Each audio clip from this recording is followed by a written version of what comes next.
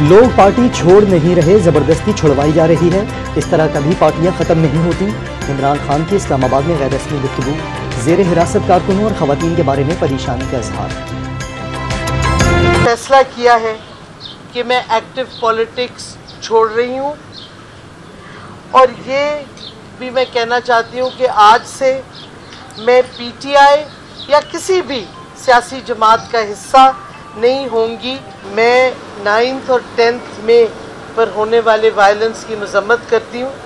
میں نے اسلام آباد ہائی کورٹ میں اس کے حوالے سے انڈرٹیکنگ بھی دی ہے۔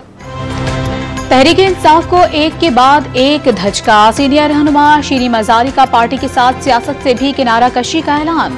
آج سے کسی سیاسی جماعت کا حصہ نہیں۔ 9 مئی کو عسکری تنصیبات پر حملوں کی بھی شدید مذمت۔ 10 سے 12 دن کے دوران صحت خراب ہو گئی، بچے اور والدہ اولین ترجیح ہیں۔ شیریں مزاری کی میڈیا سے گفتگو۔ اندر ایک اشتعال پیدا ہو چکا ہے، گلی کے بچوں کے اندر ایک پاک فواد کے خلاف جو سوچ آ چکی ہے، یہ تو شدید زیادتی بھی ہے اور نیشنل انٹرسٹ کے بھی خلاف ہے۔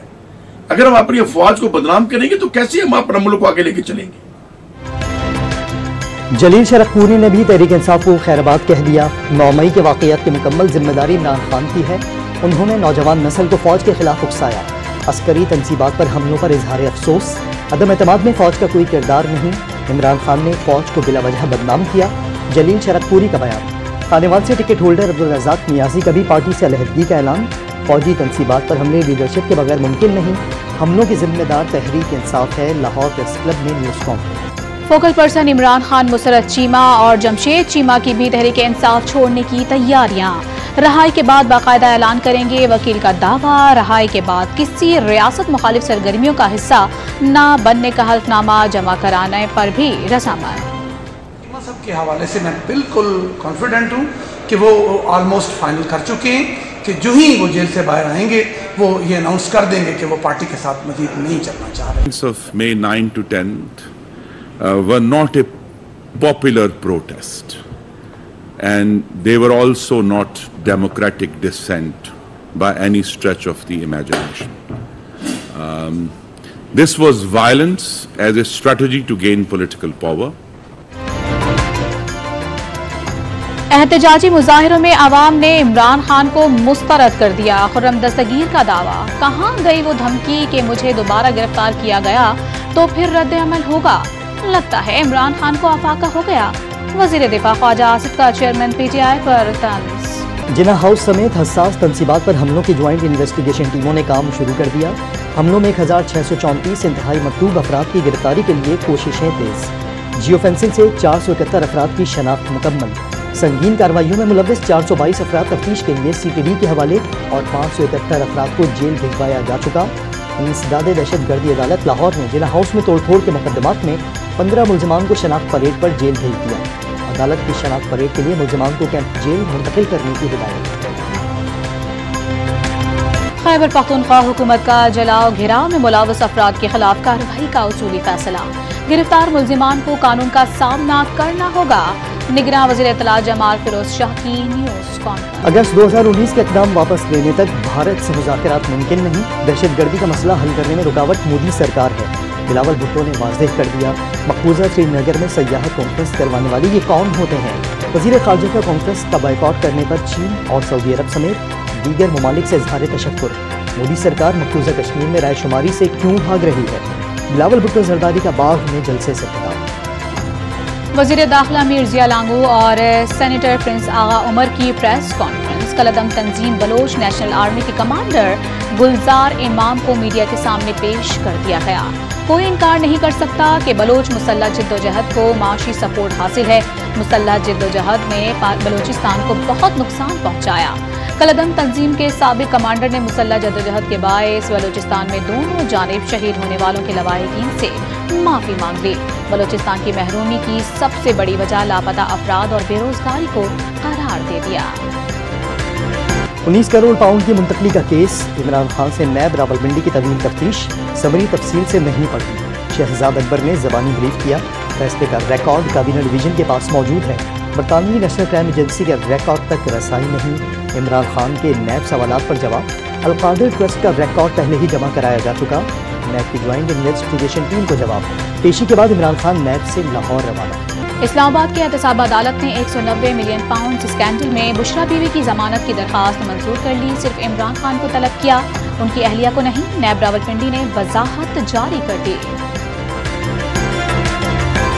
دہشت گردی کے 8 مقدمات میں عمران خان کی عبوری ضمانتوں میں 8 جون تک توسیع، وزیر داخلہ کہہ رہے ہیں جان کو خطرہ ہے، لاہور میں جے آئی ٹی نے گھر آ کر تفتیش کی، اس معاملے میں بھی ایسا ہی کیا جائے، عمران خان کی استدعا، جے آئی ٹی کا کوئی ممبر عدالت میں موجود نہیں، عدالت کا اظہار ناپسندیدگی، جے آئی ٹی ممبران کی جج سے چیمبر لگا۔ پنجاب اور خیبر پختونخوا کے انتخابات سے متعلق حکومت اور الیکشن کمیشن کی نظرثانی اپیلوں کی سماعت، دونوں صوبوں کے انتخابات سے کروڑوں عوام کے حقوق وابستہ ہیں، جسٹس منیب اختر کے ریمارکس، ماضی میں حکومت نے کبھی فل کوڈ کبھی 4-3 کا نقطہ اٹھایا، یہی باتیں پہلے کیوں نہیں کی گئیں، چیف جسٹس کا مکالمہ، الیکشن کمیشن نظریہ ضرورت زندہ کرنا چاہتا ہے، پی ٹی آئی کا جواب۔ الیکشن کمیشن نے ممنوعہ فنڈ ضبطگی کیس میں پی ٹی آئی کی درخواست مسترد کر دی، کمیشن نے محفوظ فیصلہ سنا دیا، پی ٹی آئی کو شکوز نوٹس کا جواب جمع کرانے کے لیے 30 مئی تک کی مہلت۔ پنجاب حکومت انسداد دہشت گردی عدالت کے جج جسٹس اعجاز بھٹر کے خلاف کوئی ریفرنس نہیں لا رہی، سوشل میڈیا پر جھوٹا اور بے بنیاد پروپیگنڈا کیا جا رہا ہے، ترجمان پنجاب حکومت کی وضاحت۔ اینٹی کرپشن عدالت گجرانوالہ نے پرویز الہی کی عبوری ضمانت میں 1 جون تک توسیع کر دی، عدالت کا صدر پی ٹی آئی کو 1 جون تک شامل تفتیش ہونے کا حکم۔ وفاقی حکومت کا کل یوم یکجہتی شہدائے کنونشن منعقد کرنے کا فیصلہ، کنونشن میں مسلح افواج، پولیس اور دیگر فورسز کے شہداء کو خراج عقیدت پیش کیا جائے گا۔ ہنگو حملے میں شہید 4 ایف سی اہلکاروں کی نماز جنازہ ایف سی لائن بنوں میں ادا کر دی گئی، ایف سی کے چاق و چوبند دستے کی سلامی، جسد خاکی کو سرکاری اعزازات کے ساتھ آبائی علاقے روانہ کر دیا گیا۔ جن لوگوں نے بھی ہمارے دیکھیں نا فوجی تنصیبات کو نقصان پہنچایا، ہماری فوجی املاک کو، ہم اس چیز کا اتنا دکھ ہے کہ جس کی کوئی حد نہیں، کم از کم ہمارے شہید بچوں کے خون کی لاج رکھ لیتے، چاہے سیاستدان ہے، چاہے آرمی والا ہے، چاہے پولیس میں ہے، چاہے ایف سی میں، جو لوگ بھی ہے وہ ہمارے بچے، ہمارا ملک ہے، اگر جوڑ نہیں سکتا کم از کم توڑو تو نہیں۔ فوجی تنصیبات اور شہداء کی یادگاروں کی بے حرمتی کرنے والے کم از کم شہید بچوں کے ہی خون کی لاج رکھ لیتے۔ 9 مئی کے واقعے کے بعد اس بات کا ڈر ہے کہ شرپسند بیٹے کی قبر کی بے حرمتی نہ کریں، شہداء پاک فوج کے لواحقین کا پیغام۔ وزیر اعظم کی زیر صدارت بجٹ کی تیاری سے متعلق اہم اجلاس، معاشی ٹیم کی بجٹ پر بریفنگ، شہباز شریف کی بجٹ میں عام آدمی کو ریلیف دینے کے حوالے سے ہر ممکن اقدامات کی ہدایت۔ انٹر بینک میں ڈالر 59 پیسے مہنگا، 287 روپے 15 پیسے کا ہو گیا۔